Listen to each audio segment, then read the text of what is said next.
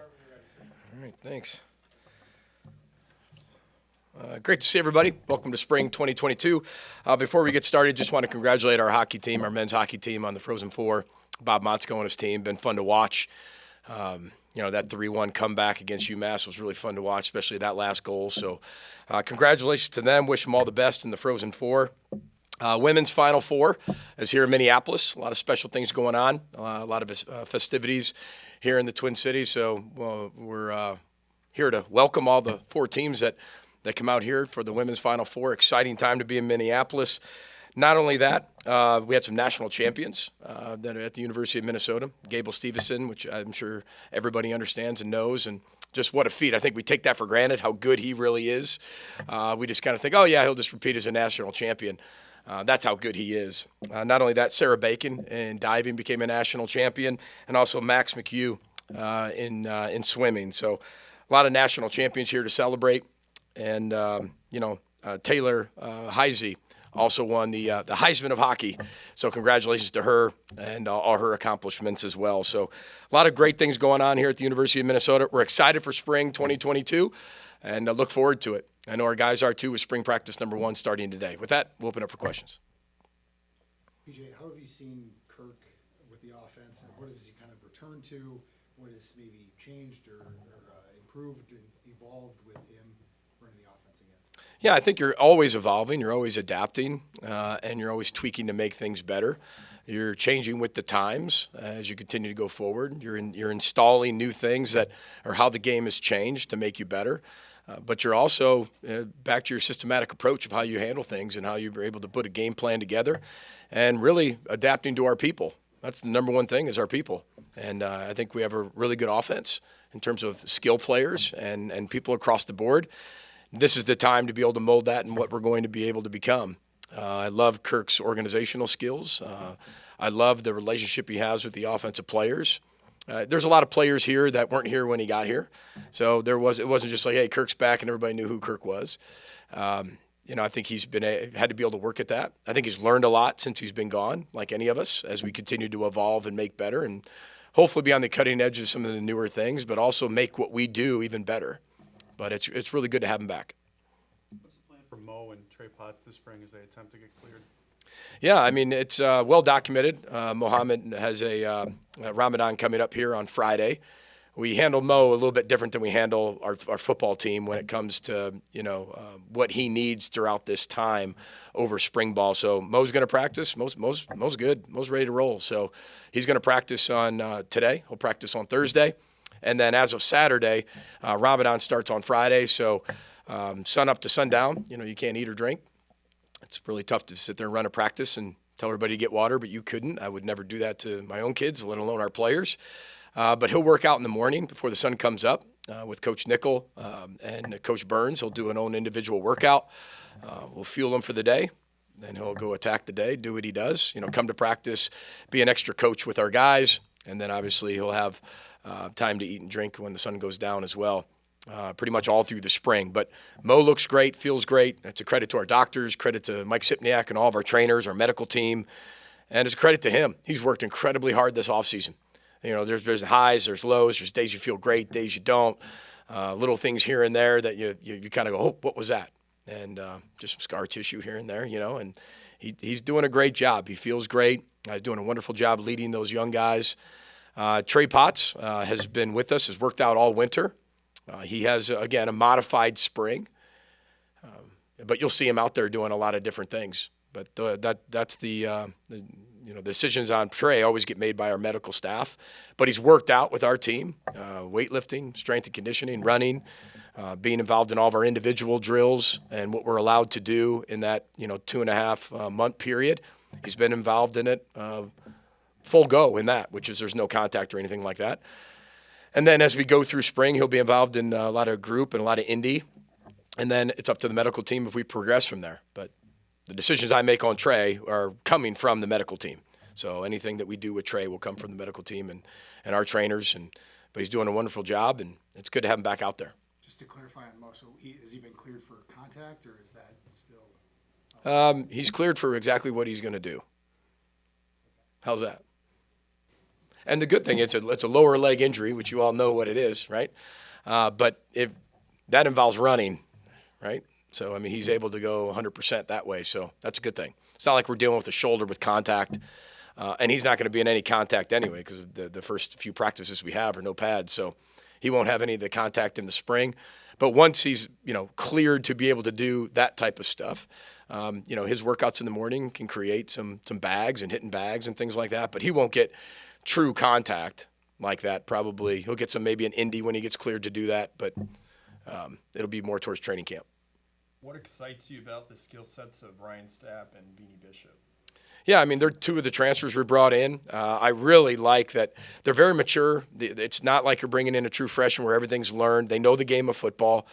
They're very mature for their age, and they're very skillful. You can see they both have incredible movement skills, lots of twitch. They're both really, really explosive and very fast athletes, and they're just great people. I mean, they love being here. They always got a smile on their face. Every time they come down, they can't wait to learn. They really have that kind of failing is learning, loss is learning, and they want to grow. And I think that's critical when you bring in a transfer. But they have fit right in. You would think they've been here 4 years all along, and you're going to see them a lot in the spring.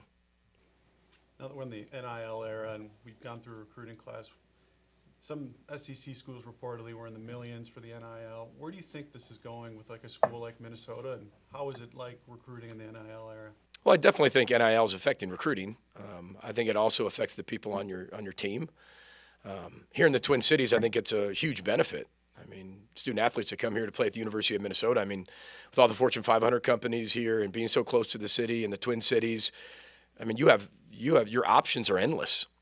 With what you decide to do and how far you're able to branch out and who wants to be able to strike deals with you. I mean, that's very difficult to find, especially on a college campus. But when you're so close to a major metro area with so many Fortune 500 companies, I mean, a lot of our players have NIL deals and doing a great job of it. And they really enjoy that process. In terms of the recruiting, obviously NIL is going to be a part of recruiting. And, we're going to do what we do. Like I told all of you before, you've got to be able to adapt and you got to be able to change. And I told you I'm for it. And now I'm not, I think a lot of speculation of what people are getting here and there. I know our university's working really hard. I know there's a lot of outside people who really want to be involved in recruiting, but as a head coach, you can't be involved in it. But as you can see, a lot of universities setting up these foundations and things for middle ground.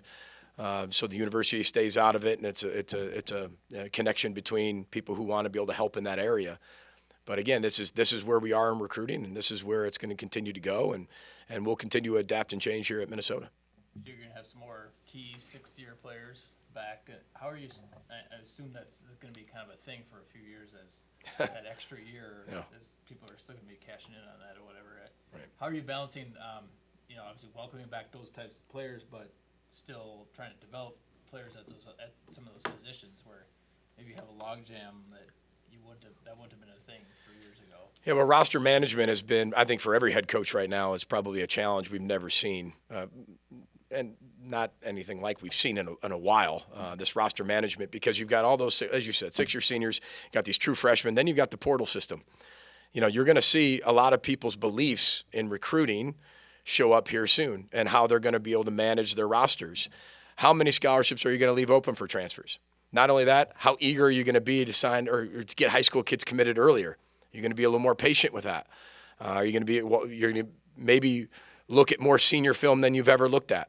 Plus, you got that portal all the way through May 1st. So it almost not. Listen, for us, we're always going to be able to be a high school developmental program. We know that. But that doesn't mean that, you probably won't see me with 20 high school commits come, March anymore. That's not going to be something that we're going to stress. We're going to get the ones that we feel like we can get and want to be at Minnesota. We're going to be patient with the high school senior film, watch a lot more probably than we ever have, and then look to the portal to see who can help us immediately. But it's going to change a little bit how people approach their recruiting. And then roster management, you don't necessarily know who's even going to leave until May. That's right after spring ball, right? So, I mean, There's a flood of that transfer portal right around signing day. There's another flood probably right after spring, rightfully so. And you have to be able to budget, manage all of that, which before we didn't have to necessarily do that. So it just throws another wrinkle in it with the transfer portal, and you're going to see a lot of different philosophies come out here soon. And I told you kind of what we're adapting to. And, we have a few commitments right now, and I feel great about it. I feel great where we are. Hopefully we'll get some here in the spring as we go through the next month. And I'm sure I'll feel really good where we are then, because then you got a whole season ahead of you, and you've got that transfer portal as well. But, again, our philosophies won't change of the high school developmental program. Just the pace of what we go at is going to change a little bit. PJ, you'll be replacing multiple veteran starters on both offensive and defensive lines. How do you feel that's coming along and with the conditioning and everything? Yeah, I think it's coming really good. They're coming together really well. I think Brian Callahan's one of the best developers of talent when you're talking offensive line play. And if there's anybody who needs a challenge like that, Brian Callahan can nail it and crush it. So I know he will, and he already has. I mean, what some people forget is a lot of the offensive linemen behind what we had have played a ton of football. They started a lot of games in 2020. And then you add like a Chuck Filalaga. We're bringing some more in as we continue to go forward. But, John Michael Schmidt-Stain, and then you look at a guy like Tyler Cooper who has a chance to develop. Ariante Ursary started games in 2020, and, I mean, he's got incredible skill. I mean, his ceiling is probably higher than any lineman we've had here. And he's got draftability written all over him. He's got to be developed, which we will. But there's so many other guys. I mean, Nathan Bowe started games, and look at a guy like Carter Shaw coming up and through the program. But guys like Tyler Cooper, you're going to start hearing his name a lot. Martez Lewis, you're going to hear his name a lot. So these guys have played a ton of football, or at least for us have been around a while, that they have just waited for their turn, and here it is, and they've taken full advantage of it. I mean, we're going to have 10 guys, hopefully, come the season. We'll have 10 guys that have either started Big Ten games, played in big-time games, maybe somewhere else, but have playing experience. So I know we're losing a lot of starts up front, and there's a familiarity and a comfort with that, but change is inevitable. And when you have a lot of experience, maybe not as much, but you have that experience behind it, it makes you feel better about where you're at. You guys have had success with the portal on the defensive line with Micah and Niles. With Lorenzo and Darnell, could you describe each of those guys, and do you see them also being capable of plugging right in? And that's why we brought him here. We brought him here to plug him right in. I mean, again, we're going to take that portal and we're going to use it for pieces that we just need to put in place, compete for a starting job, and we need some depth there. And every time we take anybody out of the portal, we want to make sure that we're taking them with a mindset and the thought that we're going to play them. And we have a lot of success with that with the guys we've brought in for the most part. But Lorenzo provides that Big O type 5 technique, that defensive end. Lorenzo's about 270, 275 pounds. He is, you would think he's been in our program, as I said before, for about 4 years. So mature, incredibly intelligent, plugs right in, unbelievable work ethic, and doesn't say a lot, but just works. And he's been a joy to be around. And sometimes you don't know what you're going to get, and then you get that, and you're like, you thought you were going to get it, and you're pleasantly surprised as well, because you're like, all right, he's exactly who we thought he was. And Darnell, I mean, here's a guy who came from Clemson. I mean, he knows Niles Pinckney, and we wouldn't have recruited him if Niles didn't say great things about him. And Niles did, and Darnell's come in here and shows what he can do. And, we're getting towards spring ball, so we're going to find out what all these guys can do, because it's January, February, or March, and we're running around in our shorts and lifting weights, and now it's time to play some football. But he's got great length, incredible work ethic, and you could just see that whole defensive line. I know everybody's worried about the O-line, D-line, but if you saw what I saw since January, you wouldn't be as worried about it. Now I'm worried about every position. I'm always worried about everything, but these guys have attacked it. We have more depth probably at those two positions than we did last year. Now, again, we might not have as many starts, and they showed what they could do, and they proved it. Well, these guys have to do that too now. So we've had time. We've had the consistency. Now here comes the proof for the trust. And these next, 15 practices will show that. What stood out when you brought in Brick Haley for an interview and were thinking about bringing him in? And just what a person he is. I mean, just so humble. He's an incredible teacher. He's incredibly patient with his players. I mean, when you ask people about Brick Haley, it's amazing because they all talk about him being the gentleman of college football. And I'm like, what does that mean? He goes, he's just incredibly patient. You know, he's going to get the most out of his players. He knows how to reach every single one of them. They respond to him incredibly well. He cares about them on the field, but even more off the field. And you're going to learn a little bit more about Brick and his story when you get a chance to talk to him. You talk about philanthropy and serving and giving and creating something very close to your family and having a bigger cause than just football. Him and his wife have that with their family. And I think with what they've done has made him a better football coach over the years. And it's been such a joy to have him around and watch our players respond to him. They hang on every word he says, and he's got great communication skills. Where he knows when to get after guys, he knows when to back off, he knows how to say certain things. We're really blessed to have him here. So again, I always want our coaches to be able to create their own dreams. You know, we lost some coaches to become coordinators in the Big Ten. Couldn't be happier for them. I mean, think about it. People are leaving our staffs, going to be head coaches. People are leaving our staffs, going to be coordinators. That's terrific. Right? That's great for our program, our culture. That's great for them and their families. We want that. I've said that from day one. I want our staffs to be able to go live their dream and create their dream if something better comes along for their career. But things like that happen with Chad Wilt and Joe Harris-Simiak. The people that have followed him are just amazing coaches and amazing people. What are the biggest things you're looking for as you're trying to get the passing game back on track? Yeah, consistency. You know, I've gone through the season probably 4 or 5 times, and I just got done with it even before I came down to see you, finishing up the Wisconsin game. And we were just so inconsistent. This wasn't about, hey, we won 9 games, and everything's great. I think sometimes people think that. Whether we win 2 games or we win 11 games, not everything's great. It's my job to find what's not great and make it better. It's my job to be able to find what's not as good, make it better, what is good, and find a way to be able to make it even better than what it is. So just because we won 9 games doesn't mean, oh, yeah, we had it figured out.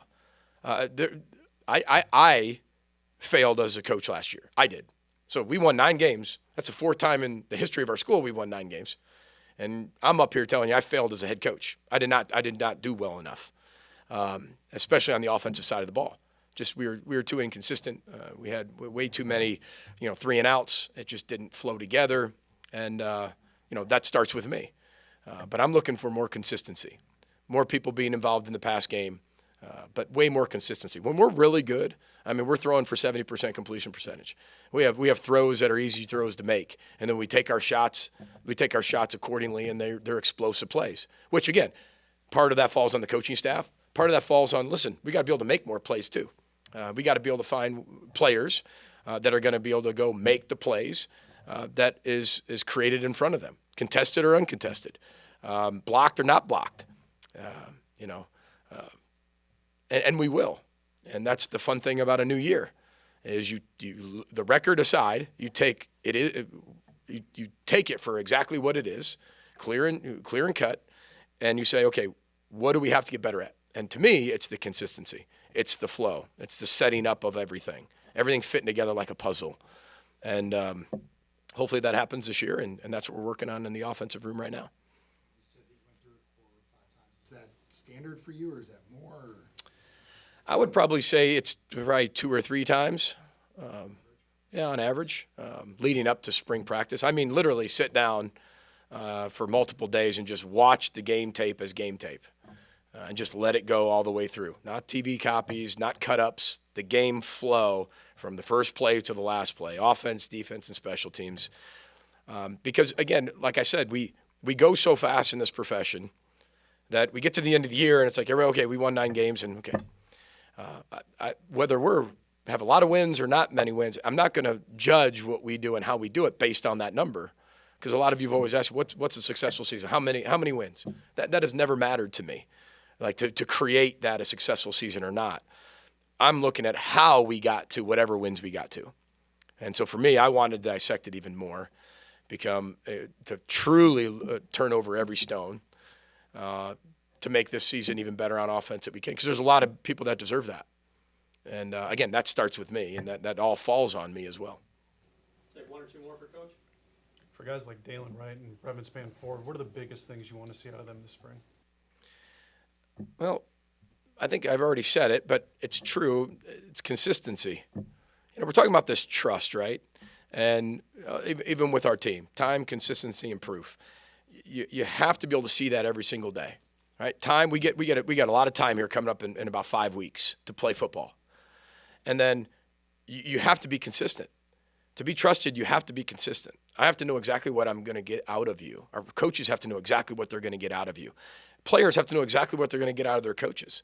I've got to match them just like they've got to match me in a lot of different ways.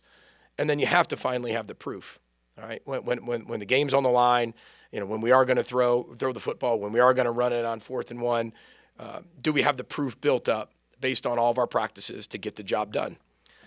With those guys, it went back. You look at Dalen Wright's season. Dalen went through a tragedy in the middle of his season. And we're talking about massive tragedy. There was a lot of tragedy and heartbreak and things happened in these kids' lives last year. But they still won 9 games, right? But we also could have won 4 games. Everybody talks about, well, if we would have won 2 more, we would have won 11 wins. I get that, but we also could have lost 4 more too, right? So it goes both ways. It doesn't go just for the wins, right? But you look at Dalen Wright, and when I'm watching that tape, Andy, and I'm going through, he just keeps popping out. The huge catch after huge catch. That Wisconsin catch down the sideline. That was one of the biggest plays of the game, maybe the biggest play of the game, right? From a guy who was inconsistent in the middle of the year, very consistent at the beginning of the year, and became really consistent at the end of the year. Those catches he made at West Virginia in the rain, the catches he made at the beginning of the year, he just got to build on that now. And a lot of that just comes from the reps. Gaining the confidence, being in the system another year, but being in the system where now it's adapted more towards what are our strengths? How can we highlight those even more? And I think that's what, a guy like Dalen Wright's going to benefit from. Matt Simon does a great job coaching our receivers. Daniel Jackson made some huge catch for us last year. But again, he missed middle of the year. He got hurt. He was out for a while. It was hard to gain all that traction. Remember, there were 5 backs out. There were 4 wideouts and only played in about 6 or 7 games. It was incredibly inconsistent. And again, this wasn't me watching the film and being like, hey, it's just this. It's a lot of things. And some of the factors are outside of our control. But if we get to a part where it's outside our control, how can we make it even better if that ever comes at us again and be proactive about it? But Daniel Jackson's another guy who I think can have a monster season, along with Michael Brown-Stevens on the outside, by the leadership of Chris Ottman-Bell. I told you last year, you remember this, Chris Ottman-Bell had the best training camp I've seen by a wide receiver since I've been coaching. And then he got hurt, and then he fought that through the first, wasn't even there for the first few games. Then he came back, got hurt in the first play of one of the games that we lost. I'm looking forward to him hopefully having a very healthy season because he looks amazing. So, that's what's fun about a new year, and these guys have worked really hard, January through March. I don't think we've had a better offseason. Not one I can remember. That's been as consistent on the field and off the field. These guys have done everything we demanded from them. Talk about break the boring. They broke the boring. And we did everything we could to make it boring at times, and they broke it. And there were times we had to break the boring to get them out of the boring. That was the whole message this offseason. They've done a great job of it. So I'm sorry to answer in a long, drawn-out answer, but it's exciting, too. You can tell I'm excited. I really like this football team. I told all of you that before, and even in private, I really like this football team. So We have one more for Coach. Did you get a chance to watch the hockey team over the weekend? I did. What are your impression of what they accomplished? I was really excited that they won. It's impressive. They're down 3-1 to UMass, and I think everybody's like, oh boy. Especially out there. That was a home game for UMass, right? And they come storming back. Just gutsy, gritty, and they deserve a lot of credit. That team is – I got a chance to go to sit right behind the bench at a hockey game, and they are fast. It's amazing, right? I can't even skate backwards unless you push me. That's about it. But they move so well. They're always in sync. I'm not a hockey coach. I don't know anything about hockey and what to do and how to put them in formations. I do know offsides. I do know all that stuff. Our video guy, Matt Childers, he's in a hockey league, so he educates me here and there. You did play goalie a couple years ago. Oh, I did? Yeah, well, yeah. Yep, I did. Wrap up one last one from Dave. Go ahead. The spring game's NFL draft weekend. Do you steer the team's attention to that much? I mean, I assume they pay attention to it anyway, but you're gonna have some of their now former teammates, I'm sure, getting picked that weekend. Do you talk about that much as a team as they? We do talk about it because that's where every football player wants to be one day, right? I mean, if you know, I always tell guys when they come here, you know, I mean, the NFL is not promised, but if it's not in the back of your mind, it's not a dream for you. It's going to be hard for you not to be able to, or for you to be able to perform at a high level, because it's part of what you do. Now, I'm not saying everybody will play in the NFL, but I would hope that every one of our guys dream of it, and we want to be able to bring a lot of attention towards it. I mean, hopefully we get a lot of guys drafted here coming up. I thought our pro day, Marcus Hendrickson did a great job organizing that. Marcus doesn't get enough credit for, one, his evaluations, but two, what he does with all of our NFL scouts and create an elite experience for them. I mean, every NFL team was represented here, and they were stacked deep. It wasn't just like one representative from each team. They were stacked deep from every single team, which I think, you know, when we first got here, I think there were 4 or 5 that showed up. You know, so we've come a long way in that department too, because it's not just about, I don't know if we have a clear first rounder. I don't know. I mean, I'm not the one drafting them. I think we have some very, very draftable guys that should be in some high rounds, and rightfully so. But I think it's a credit to the program, to the culture, to the people that are here, developing those players in life. Because at the end of the day, they got to be really good football players, but they got to be incredible people as well. And credit to our staff and our support staff and our administration that allow us to run our program the way we do. But no, we'll definitely keep an eye on it for sure. And you know, spring game I think is early enough. Or we'll might put some stuff on the scoreboard here and there, and maybe before or after the halftime show. And you know, that's another story. Thanks, Brother Boat Sky. Go Gophers. See you guys on the field.